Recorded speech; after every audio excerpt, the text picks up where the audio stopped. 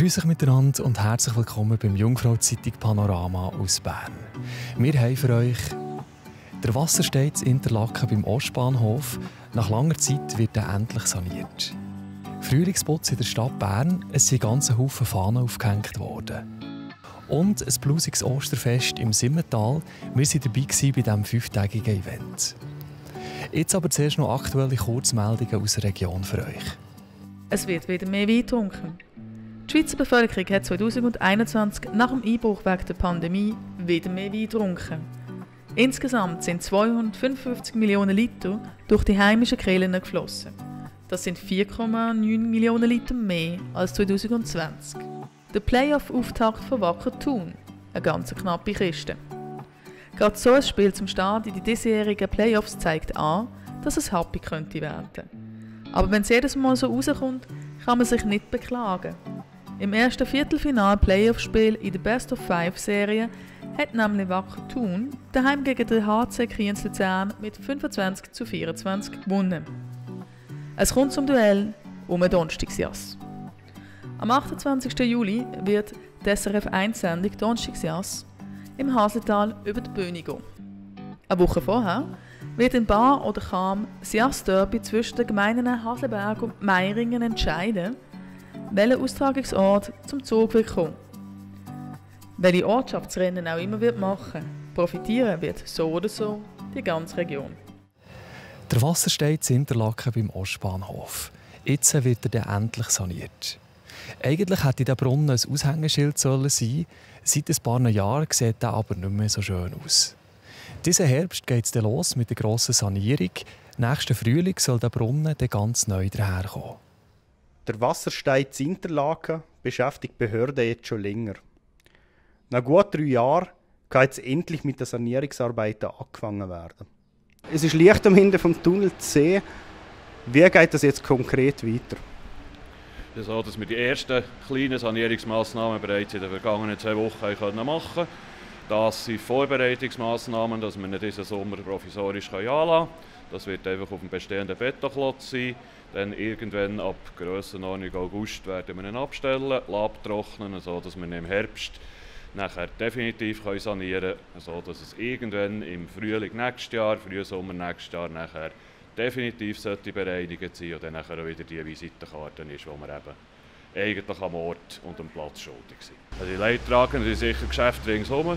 Alle die über Jahre sich hier auch im Leist einsetzen für einen attraktiven Interlaken Ost, die durch das sicher einen Dämpfer bekommen haben. Ringsherum hat man alles schön machen mit englischem Garten und alles und hat jetzt hier müssen warten. Sicher aber auch Leidtragende sind die Einheimischen, die jeden Tag mit dem Pendler dran vorbei haben müssen. Aber auch für Touristen war das sicher nicht die Visitenkarte, die unserem Standard entspricht und die Visitenkarte ist, die wir nach außen anbieten wollen. Also wie froh ist man, dass man dann jetzt auch nächstes Jahr das Ganze in Betrieb nehmen kann? Also froh bin ich an dem Tag, wenn er definitiv saniert läuft. Es gibt so Geschäfte, da freut man sich nicht mehr im Voraus. Aber ich bin sicher sehr froh, dass auch bei diesen Abklärungen herausgekommen ist, dass wir eigentlich unseren Job hätten gemacht haben und dass wir halt durch eine Beschwerde sind verzögert wurden.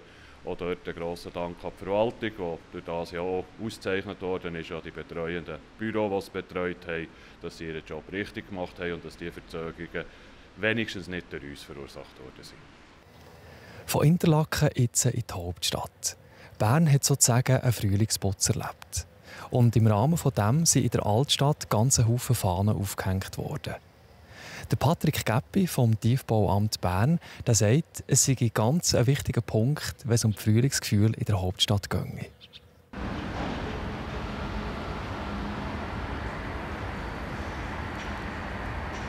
Also wir haben 561 Fahnen, die wir hier jetzt innerhalb der letzten 3 Nächte gehisst haben. Wieso haben wir das in der Nacht gemacht? Ganz einfach. Wir haben Bernmobil, das hier sehr stark frequentiert ist. Wir sind hier im Hauptbereich von der grössten Strassen zu Bern. Und da haben wir dermassen ein hohes Tram- und Busaufkommen. Es bleibt uns gar nichts anderes übrig, als dass wir das in der Nacht machen, weil nicht zuletzt auch die Fahrleitungen müssen abgestellt sein aus Sicherheitsgründen, wenn wir die Fahnen hissen. Zum Zustand der Fahnen, die hier hängen, wir haben immer wieder einen gewissen Teil, den wir erneuern. Aber wir haben auch sehr alte Fahnen dabei, die, ich will nicht sagen, die bald auseinanderfallen, aber das sind sicher Fahnen dabei, die 30-, 40-Jährige ohne weiteres sind. Was ist denn so der Hauptgrund, dass ihr Fahnen ersetzen müsst? Also ich habe gehört, die werden auch ab und zu geklaut. Das ist so. Also wir haben etwa die Fahnen, die geklaut werden, aber der Hauptgrund ist eigentlich der, dass mit den Witterungseinflüssen, mit vor allem der Sonne, dass sie dann abschießen mit der Zeit oder das ganze Gewebe, dass das nachher sehr porös wird und man schlussendlich aus Sicherheitsgründen muss sagen, die können wir jetzt nicht mehr aufentun.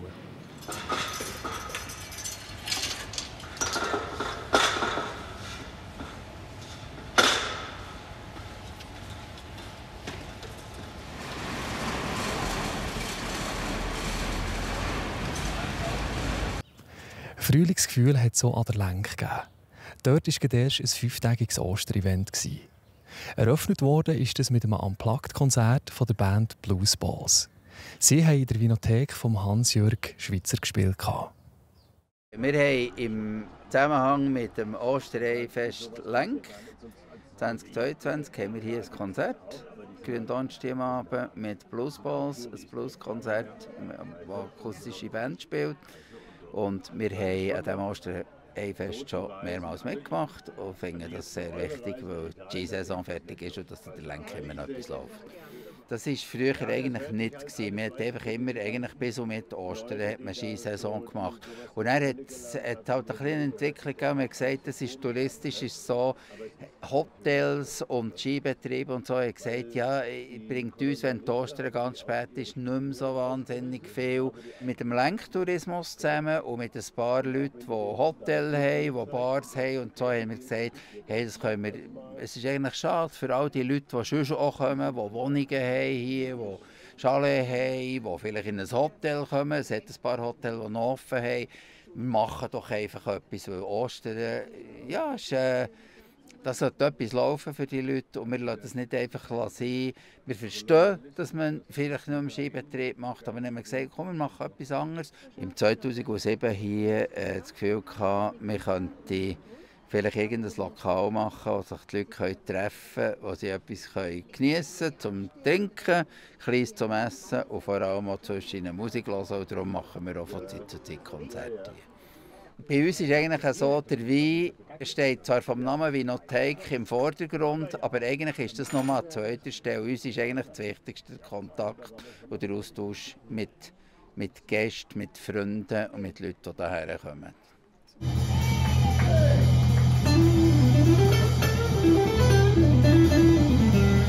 Von diesem Ohrenschmaus jetzt zu einem Augenschmaus. Das Wetter im Moment ist ja immer noch herrlich. Wie es die nächsten Tage dann genau weitergeht, das sagen euch in ein paar Momenten unsere Kollegen von Meteo News. So viel für heute. Uns gibt es morgen Abend wieder. Einen schönen Feierabend wünsche ich. Das Wetter wird euch präsentiert von Interlaken Tourismus.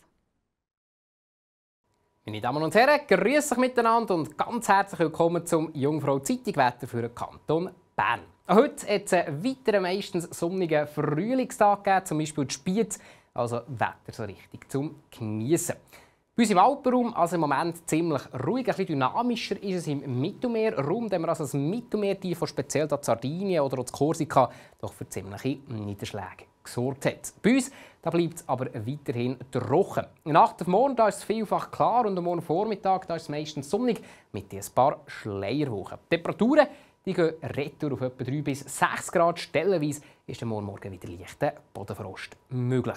Am Morgen Nachmittag ist es insgesamt recht sonnig, mit vor allem über den Bergen, namentlich im Jura oder im Oberland ein paar grössere Quellwolken. Dort kann es dann weiter Erfolg lokal für einen guten Regen länger im Flachland. Da bleibt es aber trocken. Temperaturen einmal mehr ziemlich mild. Die Höchstwerte liegen bei etwa 18 bis 19 Grad.